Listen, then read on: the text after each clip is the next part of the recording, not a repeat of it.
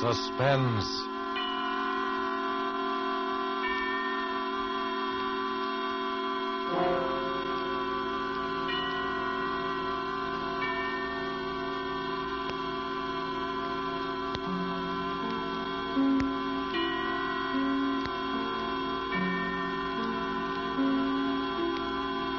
This is the Man in Black, here again to introduce Columbia's program, Suspense. Heading our starring Hollywood cast tonight is Mr. Laird Cregar, who will be seen shortly in the 20th Century Fox production of one of the great suspense stories of all time, The Lodger. Tonight, Mr. Cregar appears as a cynical gentleman who made an unusual bet with death. With Mr. Cregar as a cast of the screen's most distinguished and characteristic players, Miss Helen Vinson, Mr. Walter Kingsford, Mr. George Couloris, Mr. Harold Huber, and Mr. Ian Wolfe, here to bring us the suspense play called The Last Letter of Dr. Bronson. And so with the performance of Laird Cregar as he writes for us this last letter of Dr. Bronson, and with the performances of, in the order of their appearance, Walter Kingsford, Ian Wolfe, Harold Huber, Helen Vinson, and George Couloris, we again hope to keep you in suspense.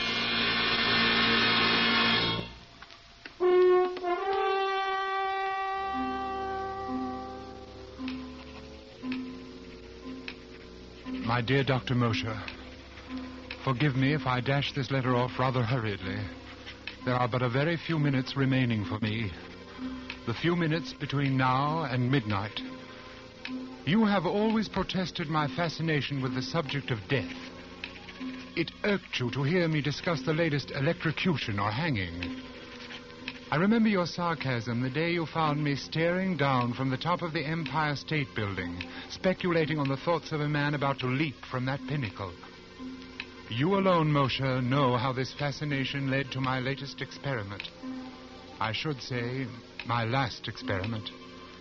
I promised you a complete account of it all. Here is that account.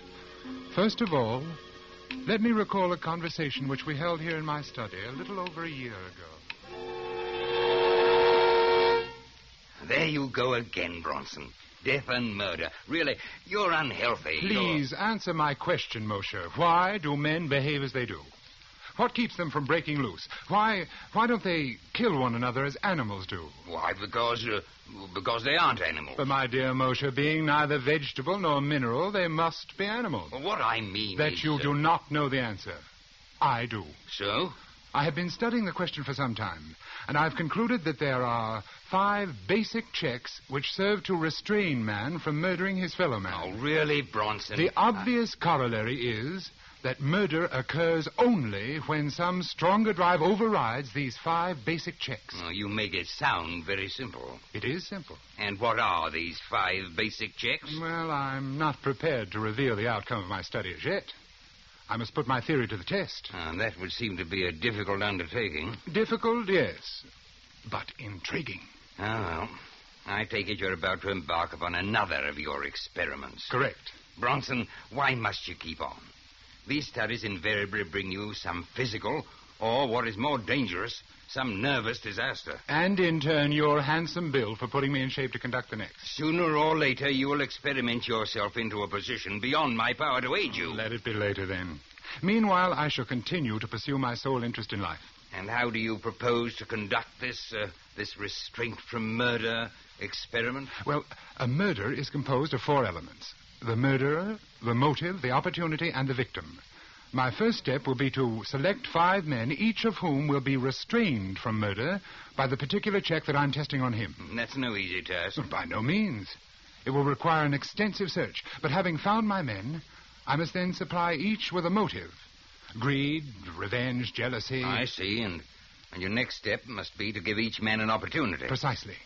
An opportunity which precludes all checks but the one being tested. Well, not knowing what your checks are, I can't help you there. Well, that'll be relatively simple.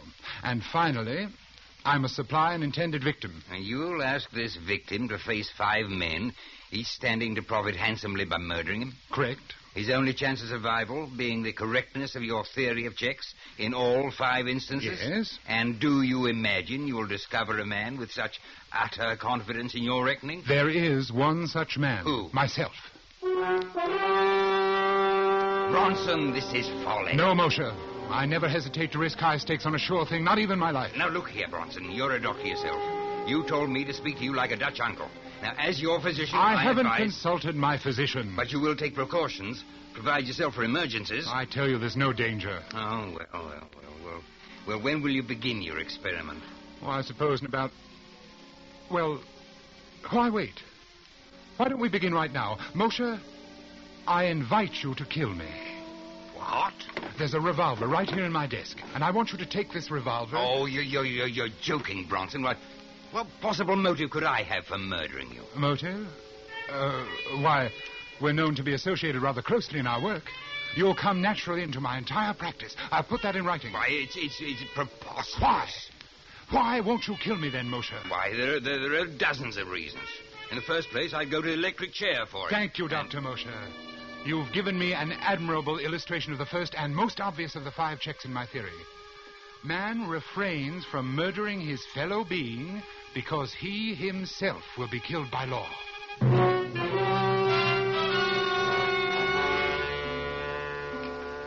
Remember, Moshe? Remember how it began? That was more than a year ago.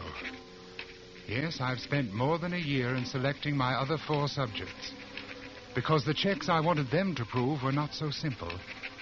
In selecting my people, it was necessary that I cultivate the friendship of each, so that when the time should come to confront him with my proposition, I should be certain of how he would act.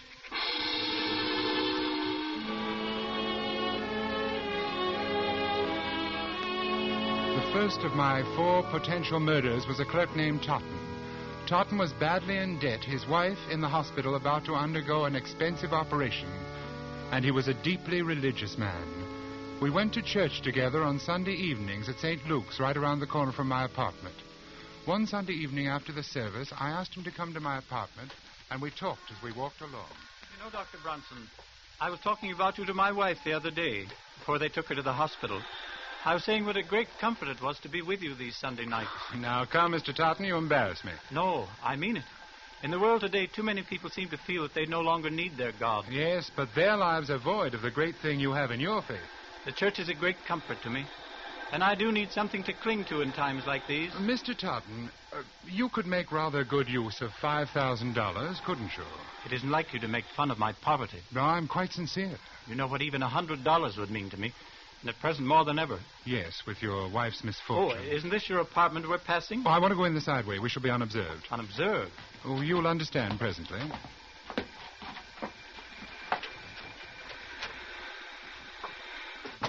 Please, come into my study. Now, here we are. And now if you'll take this chair opposite my desk. Thank you. Mr. Totten, you said that even $100 would be a great help to you. Here in my desk, I have this package containing $5,000. Well, what could I do for you that would be worth all that money? Let me explain. My doctor called on me yesterday, and he told me... well, to be quite frank with you, Mr. Totten, he said that I was slowly going mad. Oh, no, that couldn't be. I'm quite all right at present, but it's only a matter of time, and I'd rather not have to face it. I believe you can understand that. But there must be something you can do, knowing in advance. There is, and I want you to help me. I don't understand. Put on these gloves. Take them. But why? As soon as you have them on, I shall hand you this paper knife. Notice how very sharp it is. I grip it firmly, thus, and clearly impress my fingerprints on the handle. Finally, here on the desk, I am leaving this note, explaining that I have committed suicide. Suicide? When the knife is in your hand, I want you to drive it into my heart. Then you may leave by the same way we came in. You will be quite unnoticed, and with the $5,000 in your pocket. You can't mean this. But I do. You see, I don't have the nerve to... well, I can't quite make the final move myself. You would greatly oblige me. And with the $5,000, you will be able to give your wife the treatment she needs. What do you say?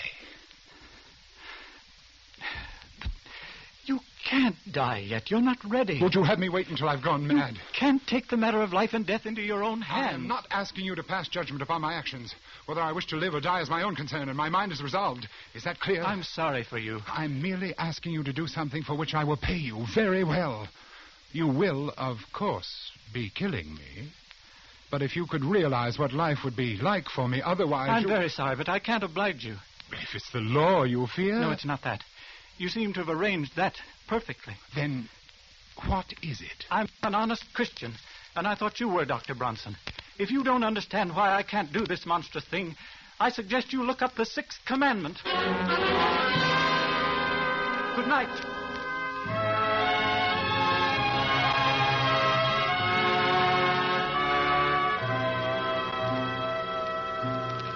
So, Moshe, my second point was proved. Man refrains from killing because it is against his religious principles. The hands of the clock now read 15 minutes to midnight. 1/4 of an hour in which to complete this report. My third proposition called for an entirely different sort of man. In fact, the very reverse of Totten. A man who believed neither in heaven nor hell, and also a man of little intelligence. It required careful search. For a number of nights, I frequented the rougher districts of the city. At first, I had no luck. Then one night, I came upon my man very unexpectedly. I was walking along one of the darker streets. There was no one in view.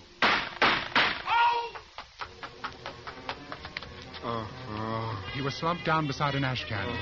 He'd been shot in the chest and left arm, severing an artery. He was bleeding profusely. I tore off his shirt and made a tourniquet for his arm. Oddly, no one came into the alley to investigate. Never mind me.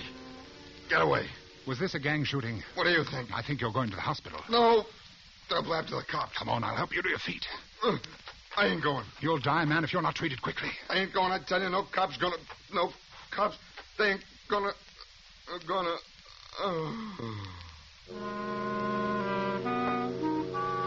His name was Matt Doyle.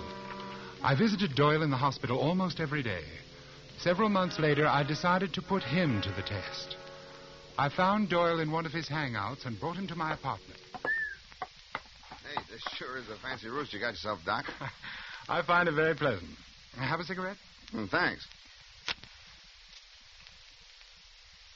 Doyle, how many men have you killed? That's all right, Doyle. I understand. Now, suppose we get down to business. Yeah. I've been wondering what you want me for. I want you to do something for me, and I'm going to give you $5,000 to do it. Will you do what I ask you? For $5,000? Spill it. I want you to put on these gloves so there won't be any fingerprints. Then I'm going to hand you this knife, and you're going to kill me with it. Huh? I've arranged everything so it will appear to be suicide. You nuts? Not yet, but I will be before very long. That's why I want to die. All you have to do is stab me and slip out with this $5,000. Is this on the level? Absolutely. This wad of dough is mine if I kill you? That's right. And nobody will know I done it? No one. These gloves is kind of big for me. That's all right. They'll do. Yeah. You want me to put on the other one? It's safer. Yeah, I guess it is. Gee. What is it? I was just thinking. $5,000. Oh, the boss has got to pay me more next. I never got... I'll skip it. I want you to understand exactly what you're doing, Doyle. Without any justifiable cause, merely for the sake of money, you are going to murder me. You understand that? Yeah. You've been hired to do this before? Yeah. I suppose it don't hurt to talk about it now that you're going to... But you've never killed a friend, have you? Oh, yeah, I have. Anyway, they was my pals till they got in the boss's way, but when the bosses say slip it to a Matt, then they was just another job to me. But there's a little difference in this case, Doyle. I saved your life. Yeah. I don't know. What? I don't know. Nope, I can't do it. But I thought you said that Here, you... take these gloves. Afraid of the law? No. What's the matter, then? Is it because I'm your friend? That's more than that. I can't bump you off, even if you want it. It would be an act of true friendship. I ain't so sure. When a cat has fits, you put it out of its misery, don't you? That's what I want. Oblivion. Peace. Sorry, Doc, I ain't the guy. It's like you said. You saved my life, so that's that. I'm sorry. I wish you could help me. Oh, me too, but not that. Now, if you got some other punk you want took care of... There's no one. Thanks just the same. Oh, don't mention it.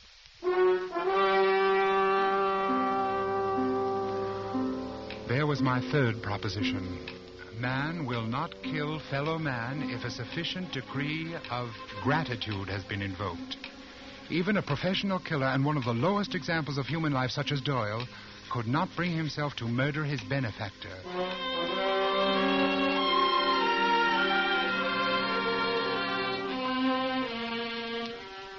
My next subject was altogether different in temperament. With Judith Ainsley, I used a special technique. I first encountered Judith Ainsley when I operated on Barrett Sheffield, the actor.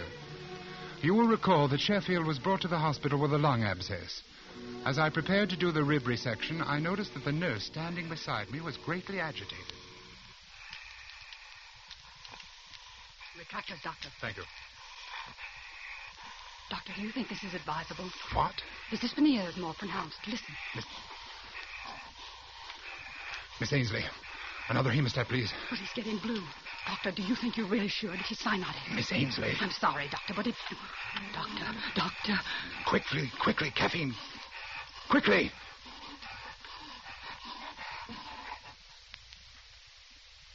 Stethoscope. Here it is.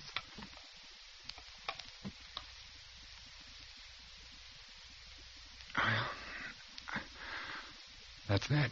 Yes. That. Miss Ainsley, what's the matter with you?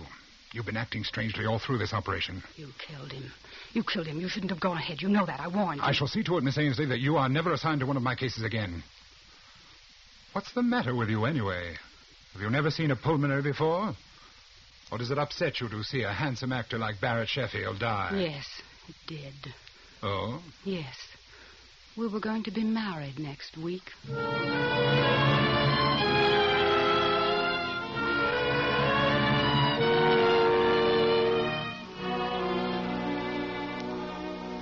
If I ever saw hate, cold, undying hate, it was in that girl's eyes as she turned and left the operating room that day. I had made the most implacable enemy of my life.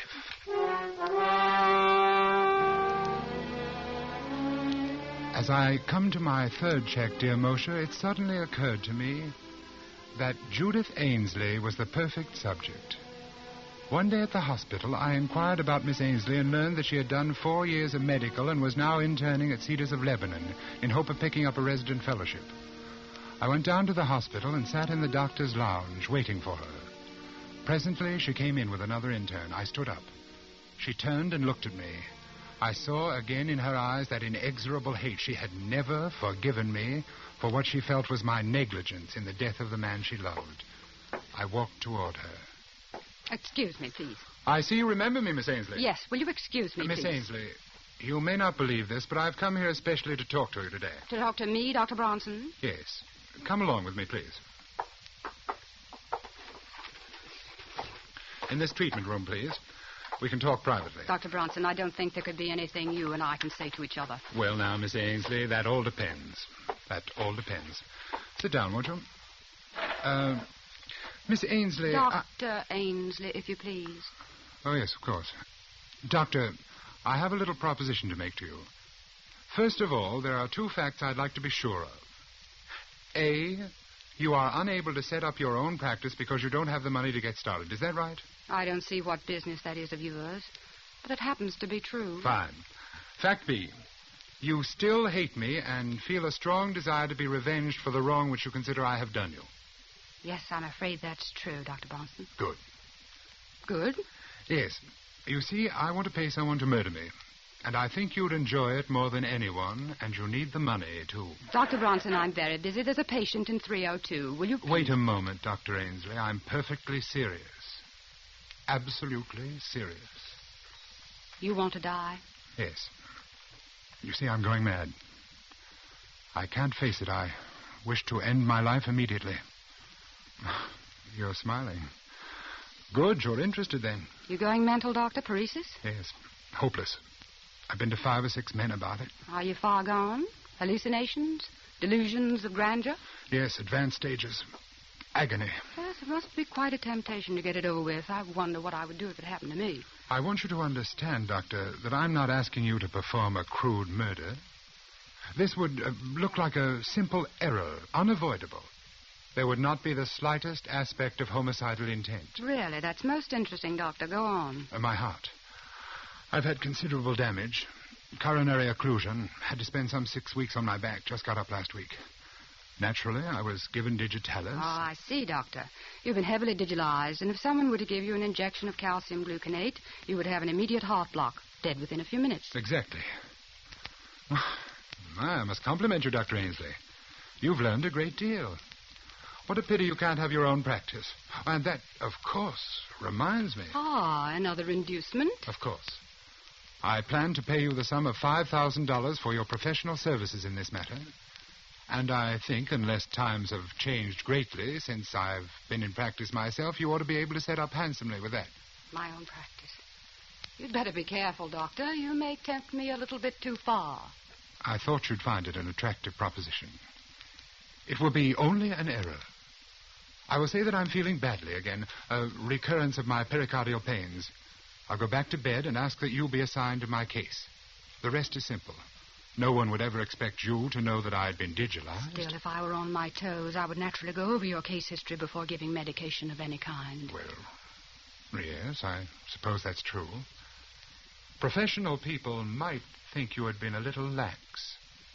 Might not have the highest regard for a new doctor who launched her career with such an unprofessional incident. Just a slight stain on your reputation for just a short while. You're very clever, Doctor. You knew that would do it, didn't you? I want to thank you. You've done me a great service. You mean you'll do it? You've reminded me that nothing, no money, revenge, nothing, can be worth the slightest suspicion in a doctor's career. I've worked too hard. I've waited too long for my practice. When I get it, it won't be soiled by any single act of carelessness. They'll never say that I lost any patient because of an error in judgment. You see, I once knew a doctor who did.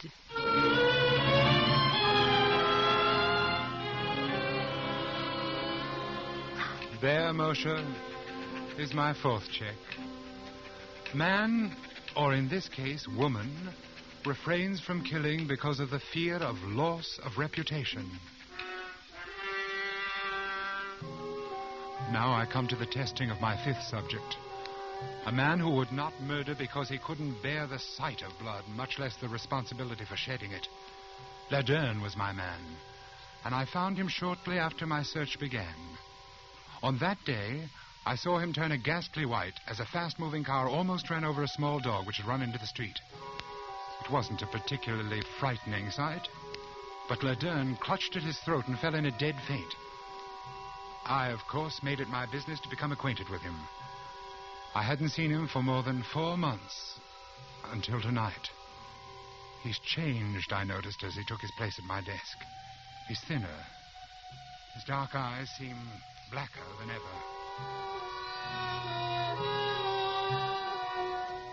Laderne, I want you to do me a favor. It's a little peculiar, but I'm perfectly sincere about it. Well? Circumstances require that my life be ended, but I can't quite reach the point to kill myself. I've arranged everything necessary to give the appearance of suicide. Here is the farewell note which I have written. I see. And here is the knife with which, apparently, I shall have killed myself.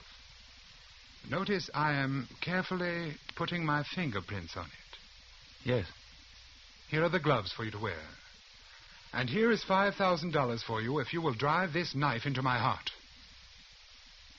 What do you say? You've arranged everything? Everything. No one knows I'm here? No one. And you want me to kill you? Yes. Of course, it will be a bit messy. When a person is stabbed, his blood usually splurts out. But if you keep to one side, I don't think much will get on you. Why do you want to die? My doctor says that I'm going insane and that I haven't got much longer. That's strange. About going mad? About him saying that you're going mad. Oh, yes. It was a shock. No, I don't mean that. What do you mean? That's the same thing they told me. Oh, that's strange. They what? They told me over a year ago that I was going mad. I only laughed at them. Over a year? Well, do you... have you noticed any change? Not much, at least no change for the worse. Oh, that's good. In fact, I'm really much better. I've been having fewer and fewer of those sick spells. You remember how I was the day that dog was almost run over? You've gotten over those sick spells? Haven't had one in 3 months. Then there isn't any check. Check? What check? Nothing. Oh. Well, this is going to be a pretty messy business. We might as well get it over with. Nice gloves you've got here. Nice and smooth on my hand. Then you're going through with it? Yes, can't let you down. Oh, never mind the knife. I've got my gun right here. Look, 38. Beauty, isn't it? Yes. Then, if you'll give me back the knife... No, I'll keep it for you. Yeah, I've used this gun a lot in the past 3 months. I've bumped off about 50 dogs. You've done what? Bronson, it's very interesting. I do it after midnight. It's fun watching the dogs. You have to know just where to hit them. And it kills them instantly. But the noise in here, aren't you afraid that somebody will... A silencer, look. I don't like to wake people up when I kill their mutts. But they'll find the bullet. They'll trace to your gun. They're sure to get you. In a suicide, the weapon stays right beside the body where it falls. Suicide? Who says this is suicide? It's murder. I'm going to murder you. That's what you asked me to do. Look here, Laderne, this has gone far enough. I was only joking. I don't want you to kill me. 5,000, eh? All here. Listen to me, I was only joking. You ready? Laderne! Shall I shoot now? No, wait. Do you want it through the heart or brain? Not yet. Can't you wait just a little while? Wait, what for? Well, I've been conducting a little experiment. I'd like to write an account of it before I go. Oh, what sort of an experiment? I don't think you'd understand. Oh, okay. I'll wait. Till midnight. Then I've got to go. There's a German police dog I've been wanting to get. A big, ugly brute. It'll be fun. Yes. I'll wait. Thank you. The clock says 10 minutes past 11. Yes. You've got 50 minutes. I'll wait by the window.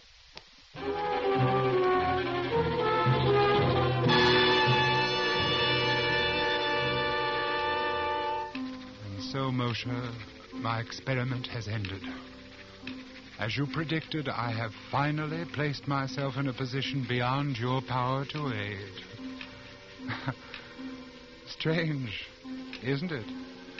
That the one thing I didn't count on was the choosing of a subject who would not respond to my checks, who in fact had no checks at all, for insanity knows no restraint. Bronson, midnight. Oh, yes, Laderne, I'm hurrying. He is still at the window, and he is sure to shoot me.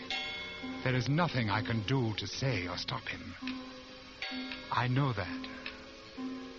I'm beginning to understand exactly what is going on in his twisted mind. I wonder why. Now I shall sign my name for the last time and lay down my pen. Then I shall look up and say, "All right, Laderne." All right, Laderne.